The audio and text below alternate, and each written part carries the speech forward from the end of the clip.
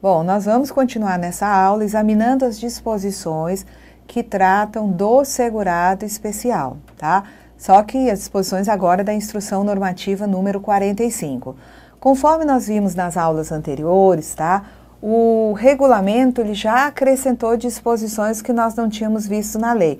Ah, o regulamento inventou o que a lei não trazia? Não. O regulamento traz mais explicações. Por exemplo, o regulamento nos explica o que é o auxílio eventual de terceiros. A lei já falava do auxílio eventual de terceiros, mas é no regulamento que vai se explicar o que é esse auxílio eventual de terceiros. A lei já falava da questão de que beneficiamento ou industrialização artesanal não tira a condição de produto rural. Aí o regulamento vai nos explicar o que é a industrialização ou beneficiamento artesanal dos produtos rurais. A instrução normativa ela vai agregar mais disposições no sentido de explicar mais ainda o que a lei e o regulamento nos trazem. Então, nesse parágrafo primeiro, tá? Nós acabamos de ver aqui na última aula o artigo 7º, e no parágrafo primeiro do artigo 7º da instrução normativa, nós vamos ter a explicação de quem é o produtor, o parceiro, o meeiro, o arrendatário, tá? Então, o produtor, quem é ele? Produtor é um indivíduo que, proprietário ou não, desenvolve atividade agrícola, pastoril ou hortifrutigranjeira por conta própria. Então, proprietário ou não, ele exerce essa atividade por conta própria, individualmente ou em regime de economia familiar, tá? O parceiro, ele tem um contrato, ele não tem terra, então ele vai fazer um contrato com alguém que ou é proprietário ou tem a posse de uma terra. Então esse parceiro vai trabalhar na terra do outro, seja do proprietário ou de quem tem a posse, para também exercer atividade agrícola, pastoril, hortifrutigranjeira, só que ele vai partilhar lucros ou prejuízos, tá? Então, se ele plantar e colher, né, e tiver uma boa safra, conseguir vender, né, ele vai ter parte dessa safra, tá, repassada para o parceiro outorgante, tá? Então, o que ele colher, ele vai ficar com uma parte para comercializar e a outra parte vai para o parceiro outorgante. Então, o que que acontece? Se houver lucro, eles dividem. Se houver prejuízo também, tá, o parceiro outorgante vai sair perdendo. O meeiro, tá? É muito parecido com a parceria, porque vai ser feito um contrato escrito com o proprietário da terra ou com quem detém a posse da terra. Ou seja, nem o parceiro nem o meeiro não tem terra. Então, eles vão fazer um contrato com o dono da terra, com aquele que tem a posse daquela terra, para poder exercer sua atividade agrícola, pastoril, hortifrutigranjeira. Só que o parceiro, ele vai partilhar lucros ou prejuízos. Já o meeiro, ele partilha rendimentos ou custos, tá?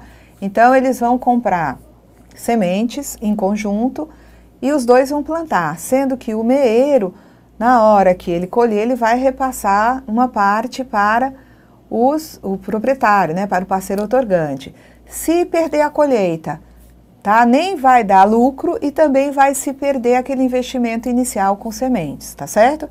O arrendatário é o indivíduo que ele utiliza a terra e ele paga um aluguel para utilizar a terra. Esse aluguel é pago em espécie ou em natura, tá? Então, o arrendatário ele paga um aluguel da terra ao proprietário do imóvel rural para poder ter terra para plantar, para desenvolver atividade agrícola, para criar animal, tá? Ou para ter atividade hortifrutigranjeira.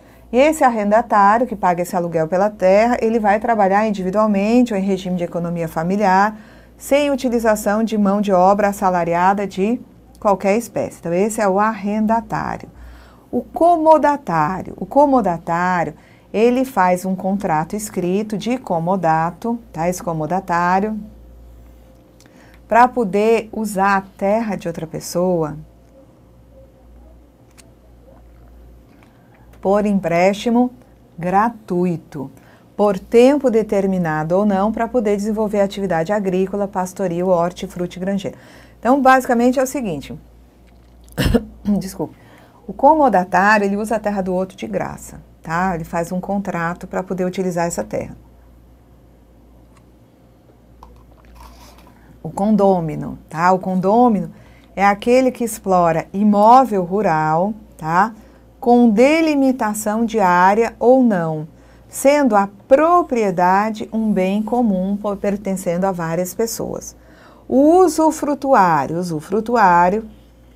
é aquele que não é proprietário do imóvel, tá? Não é proprietário do imóvel, mas ele tem direito à posse, uso, administração, à percepção dos frutos, podendo usufruir o bem em pessoa mediante contrato de arrendamento, comodato, parceria ou meação, tá? Temos também aqui o possuidor. O possuidor é aquele que exerce sobre o imóvel rural algum dos poderes inerentes à propriedade, utilizando e usufruindo da terra como se proprietário fosse. Então, ele tem a posse da terra, tá?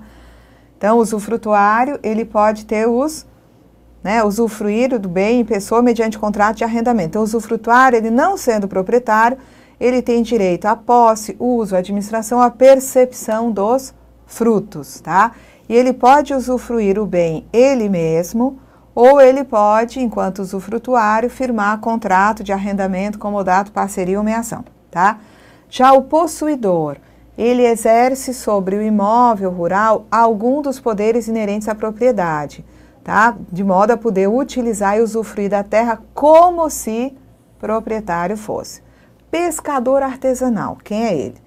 É um indivíduo que individualmente ou em regime de economia familiar, ele faz da pesca a sua profissão habitual ou meio principal de vida. Tá? Desde que ele não utilize embarcação, a gente já sabe, ou utilize embarcação de arqueação bruta igual ou menor que 6 toneladas, ainda que ele seja o outorgante e utilize auxílio de parceiros. Ou na condição exclusiva de parceiro outorgado, utilize embarcação, de arqueação bruta igual ou menor que 10. Então, é aquele patamar onde a embarcação é entre mais de 6 até 10 toneladas. A embarcação, por exemplo, é de outra pessoa que outorga aos pescadores a utilização. Então, os pescadores, na condição de outorgados, eles podem ser segurados especiais, porque ainda continuam como pescadores artesanais. Mas numa embarcação entre 6 e 10, o outorgante já não pode mais ser especial, ele é contribuinte individual, tá? Aí a arqueação bruta, é a expressão da capacidade total da embarcação, constante da respectiva certificação, tá? E quem são os órgãos competentes para certificar a capacidade total da embarcação? Até a lineagem a gente já conhecia. Agora a instrução normativa vai nos dizer quem é que pode certificar essa embarcação para a gente saber quantas toneladas de arqueação ela tem. Então, os órgãos competentes para certificar a capacidade total da embarcação são Capitania dos Portos, Delegacia ou Agência Fluvial ou Marítima, sendo que na impossibilidade de obtenção da informação por parte desses órgãos, será solicitada ao segurado a apresentação da documentação da embarcação fornecida pelo estaleiro naval ou construtor da respectiva embarcação. Vocês estão vendo aí que eles não falaram no IBAMA, tá? Então, corrigindo o que eu disse na outra aula. A instrução normativa diz que a autoridade certificadora é Capitania dos Portos, Delegacia Fluvial, Delegacia Marítima, tá? E ou então o estaleiro, que tem a nota, do estaleiro certificando que aquela embarcação tem X toneladas. E continua, quem é o marisqueiro? Tá? O marisqueiro, ele é equiparado ao segurado especial, desde que ele trabalhe individualmente ou em regime de economia familiar, portanto, sem empregados permanentes, ele é um segurado especial. Mas se ele tem empregado permanente, ele vira um contribuinte individual. Então, o marisqueiro é aquele que, sem utilizar embarcação pesqueira, ele exerce atividade de captura ou distração de elementos animais ou vegetais que tenham na água o seu meio normal mais frequente de vida, tá? O que é regime de economia familiar? É a atividade em que o trabalho dos membros da família é indispensável, então o trabalho dos membros da família é indispensável à própria subsistência e ao desenvolvimento socioeconômico do núcleo familiar. E é exercido, lá vem de novo, em condições de mútua dependência e colaboração, sem a utilização de empregados permanentes. Olha que interessante, olha o que diz a instrução normativa. Independentemente do valor auferido pelo segurado especial com a comercialização da sua produção quando houver. Tem segurado especial que tudo que produz é para sua subsistência, mas tem segurado especial que vende produto rural, tá? Algum problema? Nenhum problema. Ao vender produto rural, tem limite de valor? Se ele vender muito, se ele vender, né, uma grande quantidade, obtiver, né, uma receita muito alta, isso aí tem problema? Nenhum problema. Tá? A condição de segurado especial independe do rendimento auferido com a venda da produção rural. E, inclusive, esse segurado especial vai contribuir quando ele vender a produção sobre a receita bruta da comercialização da produção rural. Tá? O que é auxílio eventual de terceiros? Auxílio eventual de terceiros é o que é exercido ocasionalmente em condições de mútua colaboração, não existindo subordinação nem remuneração, tá? Então, aqui é a questão da utilização de empregados. O trabalhador, tá? Que presta serviço ao segurado especial, pode ser um empregado, trabalhador de pequeno prazo, pode ser um safrista, pode ser alguém que preste serviço eventual. Então, o grupo familiar pode utilizar-se de empregado ou desse trabalhador que presta serviço eventual em época de safra. Qual é a razão? Anual máximo de 120 pessoas dia dentro do ano civil, em períodos corridos ou intercalados, ou ainda por tempo equivalente em horas de trabalho, à razão de 8 horas dia e 44 horas por semana. E, olha aí, ele complementa, tá? Entendendo-se por época de safra, o período compreendido entre o preparo do solo e a colheita. Então, o segurado especial pode usar esses trabalhadores no período de safra, entendendo-se o período de safra como sendo aquele entre o preparo do solo e a colheita, tá? Bom, aí a instrução normativa vai nos trazer uma coisa que a lei e o regulamento não traziam. Ela vai nos dizer que é segurado especial o índio reconhecido pela FUNAI, inclusive o artesão que utilize matéria-prima proveniente de extrativismo vegetal, desde atendidos os demais requisitos constantes, né?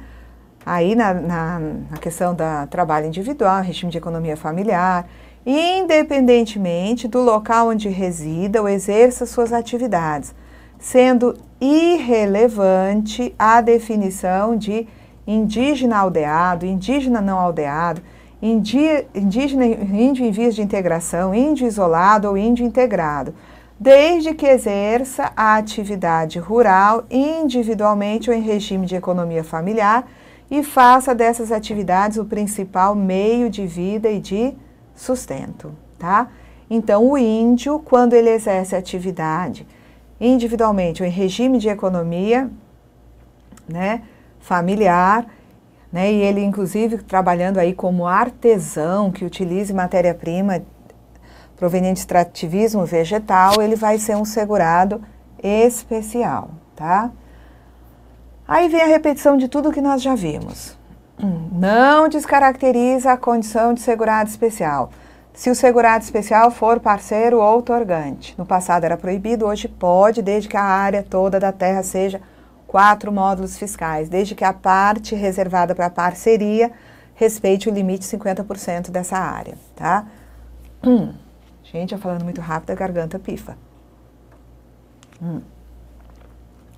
Não descaracteriza a condição de segurado especial se ele explorar a atividade rural por um período que não passe de 120 dias por ano, tá? Também não descaracteriza a condição de segurado especial participar em plano de previdência complementar instituído pelo seu sindicato, receber algum benefício, né, social do governo, utilizar processo de beneficiamento ou industrialização artesanal, a associação à cooperativa agropecuária. Ficou tudo velho, tá? Não pode o segurado especial possuir outra fonte de rendimento, exceto pensão por morte, auxílio acidente ou auxílio reclusão, que, né, não pode ultrapassar um salário mínimo. Aí o que ele diz aqui? Desculpe. Considerando, considerado o valor de cada benefício quando receber mais de um ou benefícios concedidos aos segurados qualificados como segurado especial.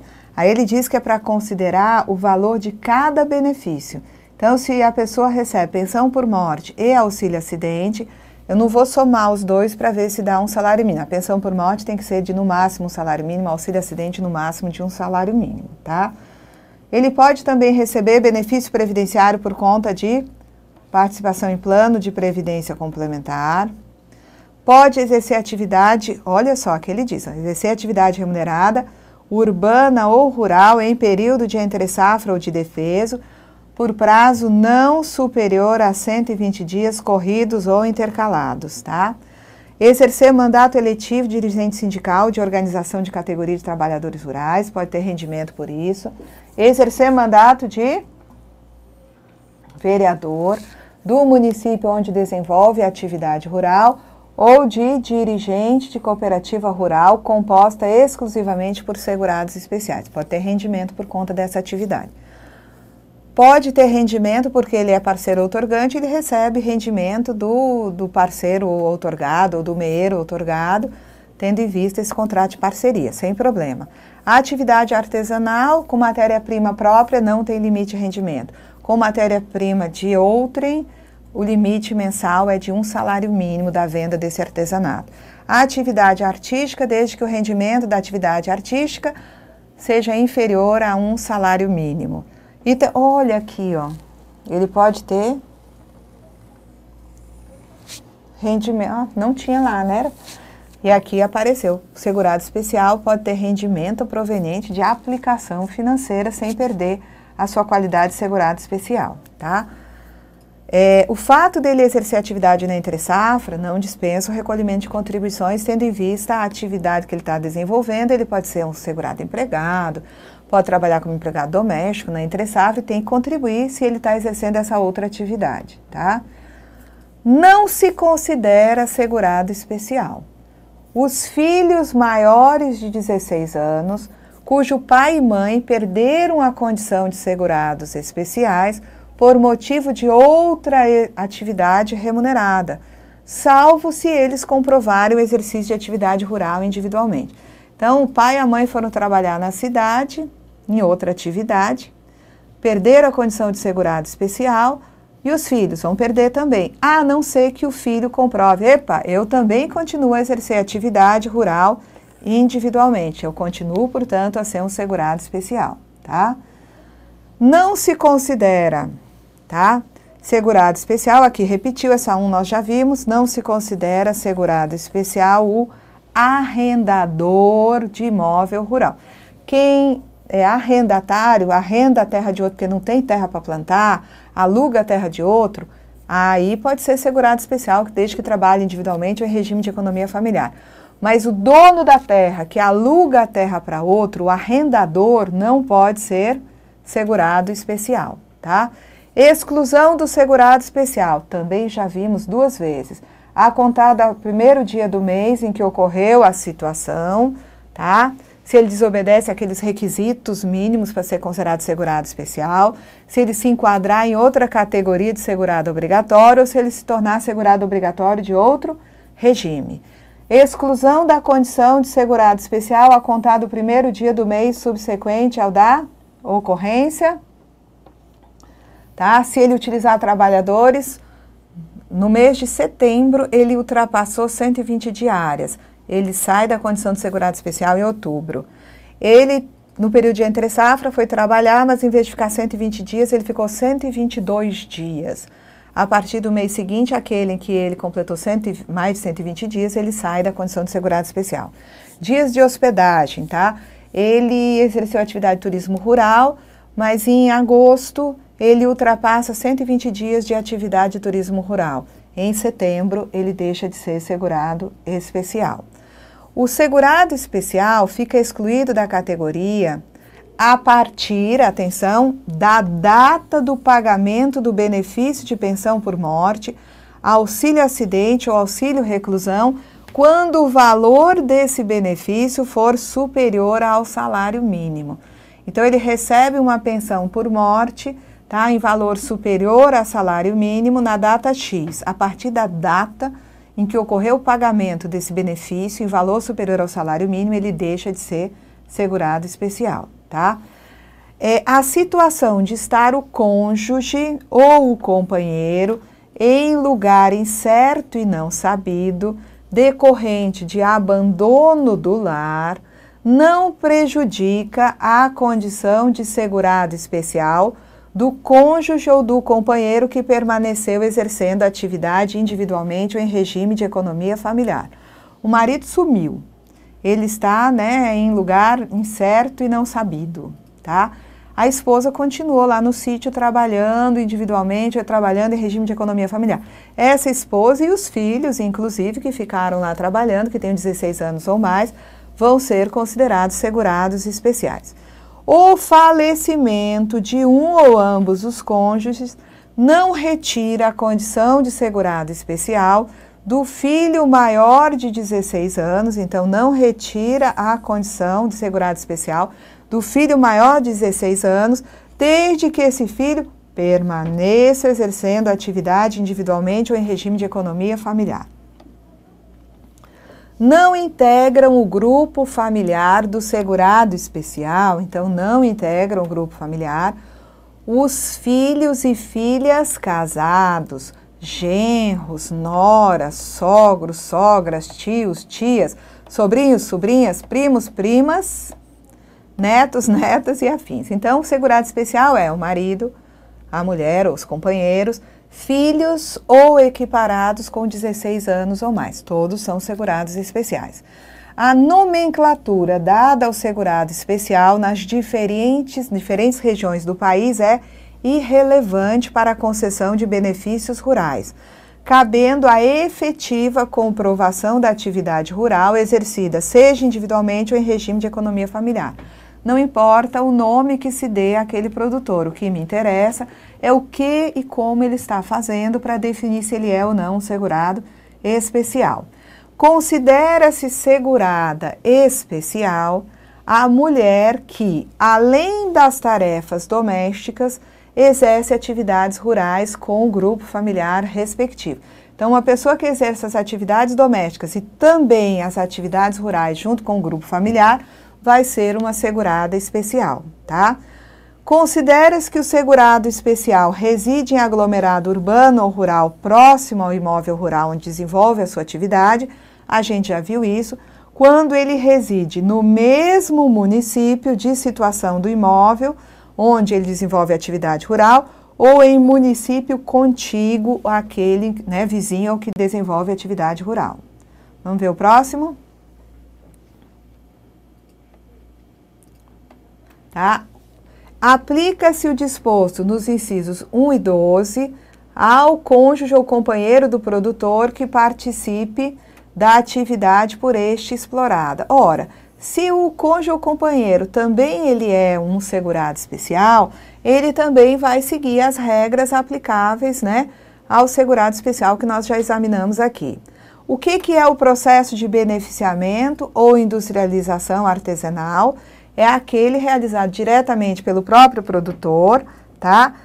Desde que não esteja sujeito à incidência do IPI, tá? E depois a gente vai ter a oportunidade de ver esse artigo 200, parágrafo 5º, que trata, né, do que é produto rural, dos benefícios, né, ou dos benefícios, do beneficiamento ou industrialização rudimentar, tá? A limitação da área, aqueles 4 módulos fiscais, aplica-se somente para períodos de trabalho a partir de 23 de junho de 2008. No passado, gente, não tinha delimitação de área para segurado especial. O que interessava no passado é que aquele produtor trabalhasse individualmente ou em regime de economia familiar e, na época, não tinha área de terra de até 4 módulos fiscais, mas também não se admitia empregados. No passado, ele não podia, o segurado especial, para ser, né, mantido nessa categoria, ele não podia ter empregados de forma alguma, tá? Então, aqui nós encerramos, tá? As disposições da Instrução Normativa número 45 sobre o segurado especial. Na nossa próxima aula, nós vamos conversar sobre segurado facultativo, tá? Também sobre aquele servidor que é amparado por regime próprio, mas exerce outra atividade no âmbito do regime geral. E na sequência vamos conversar também sobre perda e manutenção da qualidade segurada. A gente continua na sequência da Lei 8.203. Então eu parto da lei e vou buscar lá no regulamento, disposições lá na instrução normativa, tá? Até o fim vocês vão bater o martelo para ver se o negócio do curso, né, completo realmente valeu, se o curso é completo ou vai ficar faltando alguma coisa. Se faltar, vocês me mandam e-mail que a gente vai incluindo mais aula. Até a nossa próxima aula.